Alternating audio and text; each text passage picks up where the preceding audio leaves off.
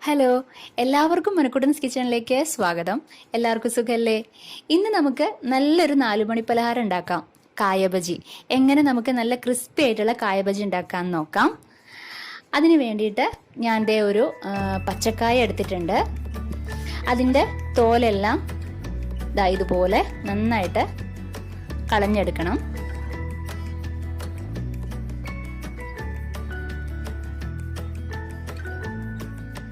ഇതുപോലെ കളഞ്ഞെടുക്കുക.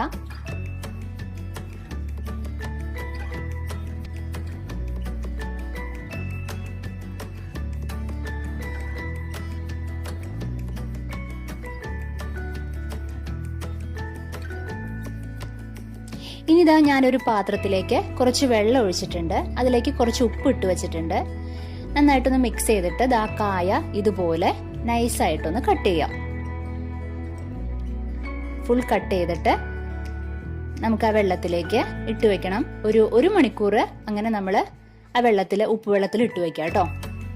1 മണിക്കൂറിന് ശേഷം നമ്മൾ വേറൊരു പാത്രത്തിലേക്ക് കുറച്ച് കടലമാവ്, ഉപ്പ്, മഞ്ഞൾപ്പൊടി, മുളക് പൊടി, അതുപോലെ കുറച്ച് കായം പൗഡർ, പിന്നെ അതുപോലെ കുറച്ച് ബേക്കിംഗ് സോഡ ഇതെല്ലാം ചേർത്തിട്ട് നന്നായിട്ടൊന്ന് മിക്സ് ചെയ്തതിന് ശേഷം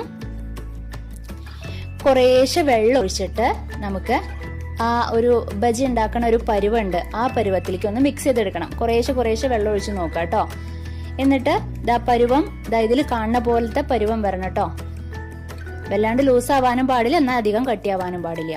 എന്നിട്ട് ഈ കായ നമ്മൾ ഉപ്പ് വെള്ളത്തിൽ ഇട്ട് വെച്ചിരുന്നില്ലേ, അത് ഇതുപോലെ ഫിൽട്ടർ ചെയ്തെടുക്കാം. ഇങ്ങനെ ഒരു അരിപ്പയിൽ ഇട്ട് വെക്കുക. അതിനുശേഷം ഇതിൽ മുക്കി നമുക്ക് സ്റ്റൗവില് പാൻ വെച്ച് പാൻ ചൂടാവുമ്പോൾ അതിലേക്ക് കുറച്ച് ഓയിൽ ഒഴിച്ചു കൊടുത്ത്, ആവശ്യത്തിനുള്ള ഓയിൽ ഒഴിച്ചു കൊടുത്ത്, കോക്കനട്ട് ഓയിലോ സൺഫ്ലവർ ഓയിലോ എന്ത് വേണമെങ്കിലും യൂസ് ചെയ്യാം. എന്നിട്ട് കായ അതിൽ മുക്കി വെച്ചിട്ടുണ്ട്. ഓരോന്നായിട്ട് നമുക്ക് വെളിച്ചെണ്ണയിലേക്ക് ഇട്ട് കൊടുക്കാം.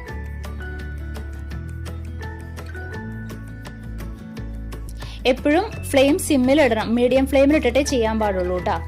ഒരു ഭാഗം വേവുമ്പം പിന്നെ മറ്റേ ഭാഗം തിരിച്ചിട്ട് വേവിക്കുക. ഇപ്പൊ നമ്മുടെ കായ ബജി റെഡി ആയിട്ടുണ്ട്. നല്ല അടിപൊളിയാണ് കേട്ടോ. ഇതുപോലെ ഉണ്ടാക്കി നോക്കാം എല്ലാവരും. അപ്പൊ നമുക്കിനി അടുത്ത എപ്പിസോഡിൽ വീണ്ടും കണ്ടുമുട്ടാം. Okay, bye, thank U.